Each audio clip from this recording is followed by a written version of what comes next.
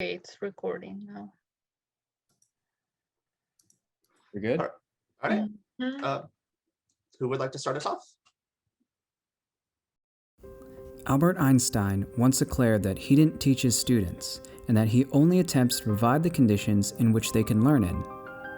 When a learning space cannot provide a suitable environment for learning, it can negatively impact how students learn and engage with information. The physical education space itself can affect how an individual learns, their ability to retain information, engage with content, and collaborate with others. Because of this fact, organizations and institutions over the years have focused their attention on creating physical learning spaces designed to accommodate student needs.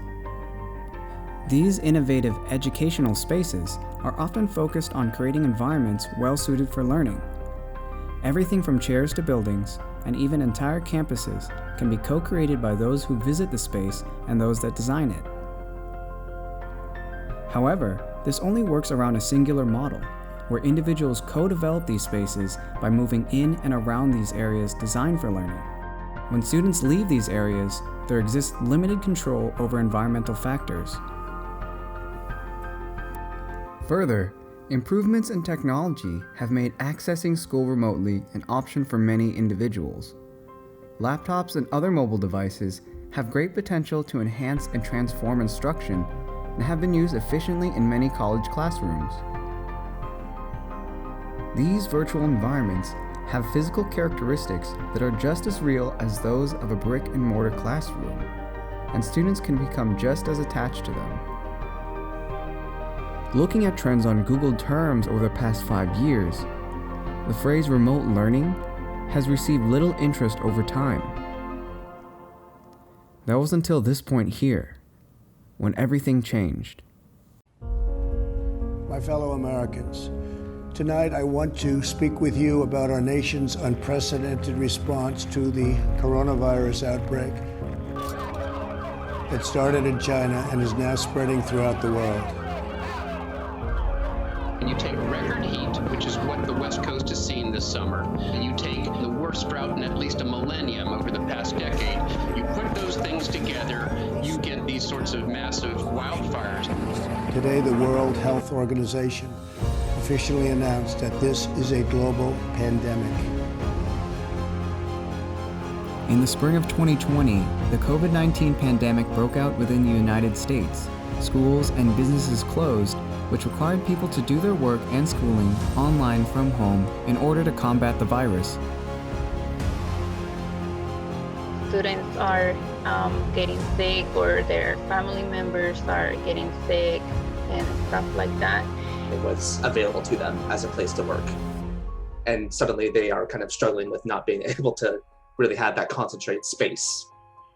And I just wanted to put that out there for the record. When changes like these occur, we have to question what life is like for those undergoing these developments. Extending beyond the modifiers of morbidity and mortality, myself and other graduate students in the Applied Anthropology program at San Jose State University chose to understand how student study spaces and their learning processes have been disrupted during the COVID-19 pandemic. Working remotely since our spring semester 2021, we conducted Zoom interviews with university-level students and teachers on the changes that they have experienced since the start of the COVID-19 pandemic. Our questions were framed around the themes of community, information, and spatial resources. Overall, we asked the question, how has access to information changed along these three themes? Counselors and teachers are checking in more, like via email. They're asking not only about school, but they're also asking how they're doing with their personal lives. With students learning from home, how has their physical space changed? The difficulty with that was she was having to figure out ways to get on her calls, on her meetings, while also dealing with family walking through. One of the main findings in our research project has been the changes the pandemic has brought to the physical space where college students learn and study. this space has gone from being a classroom at a college campus or a library to any space available mostly at home. Many of the participants mentioned the use of school libraries or community rooms as a place where they did their homework or collaborated with others.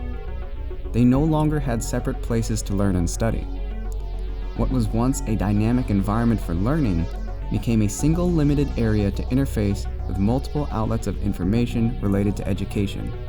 He really was feeling the difficulties with distraction, temptation to, he built a computer during COVID. And so suddenly he was doing his schoolwork on his computer that he was also using to play games and all that. So it was so easy just to switch off from that.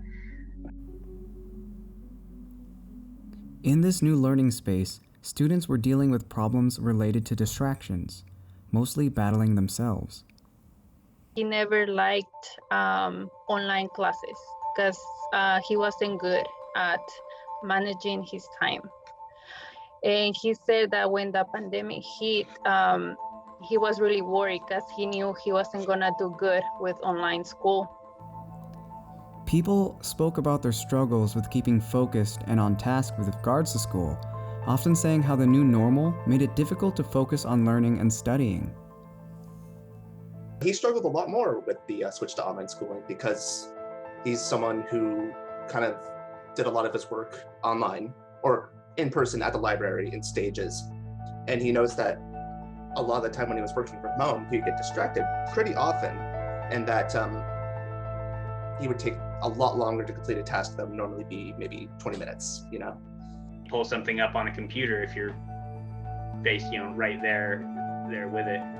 Some of the most common issues had to do with focusing during class, disruptions to their space and internet connection, and distractions during out-of-class studying. Those dealing with these changes found it difficult without access to these dedicated spaces. He used to use the library and other things like that to do studying regularly because there was a space to study, but now working at home, so many extra distractions.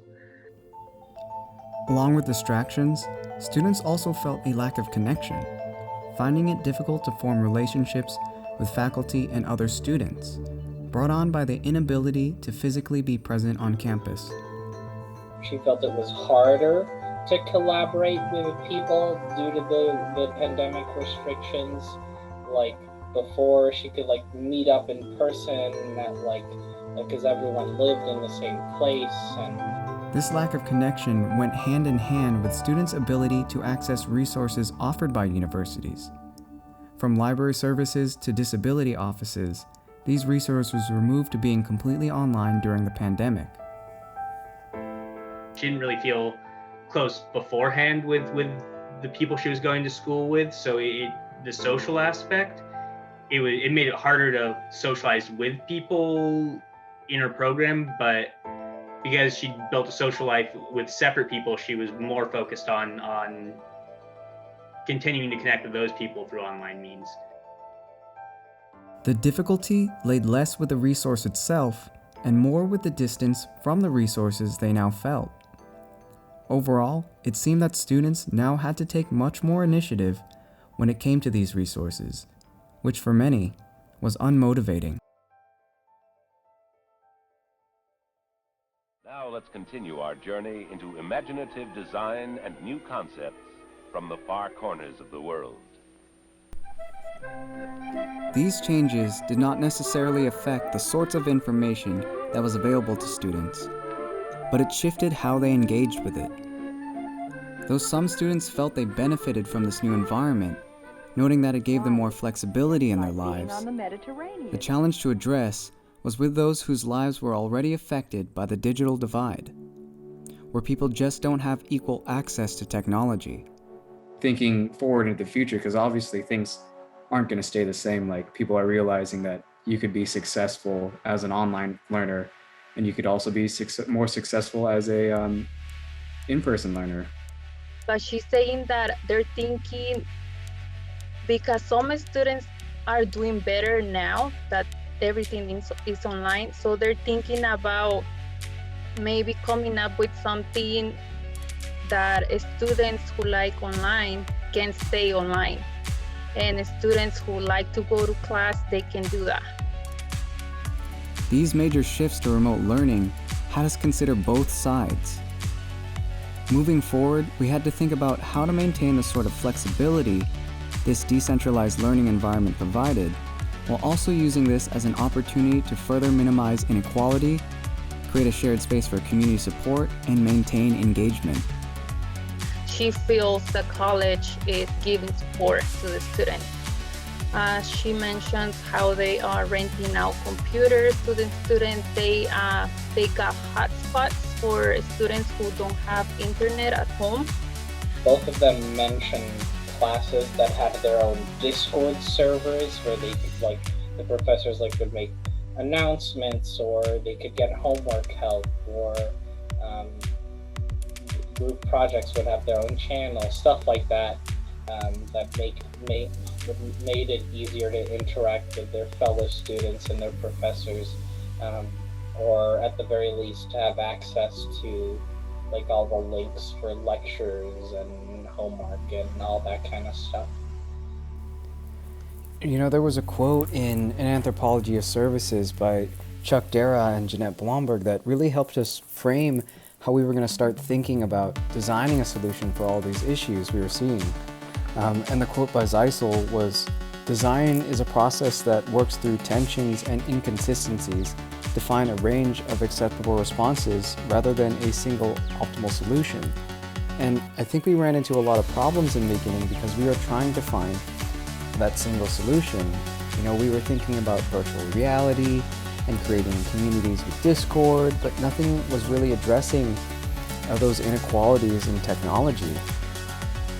So where we landed in terms of speculative design was just not on viewing this issue as something that can be fixed with a single solution, but one that creates a system of solutions. Since there were so many ways students engage with information, we wanted to create something that can identify all these ways people access it. That way universities can start designing for more specific needs. What this showed was there was a real benefit to these sorts of networking tools that could allow individuals to comb through the sort of oversaturation of information out there through personal reflection and essentially create efficient communities of practice when communities are so dispersed and separated. A tool like this can help students find their communities, and universities can apply these sorts of tools to help foster these relationships, whether they are online or in person.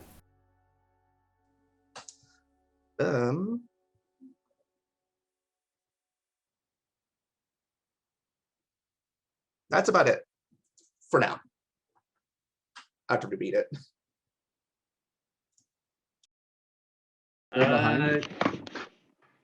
Panasonic. Oh, Panasonic. Yeah. Nice. Okay, it's recording now. We're good? All right. Mhm. Who would like to start us off? Let me actually pull up my transcripts. I'm trying to find them. But yeah, I mean, I could go. Anyone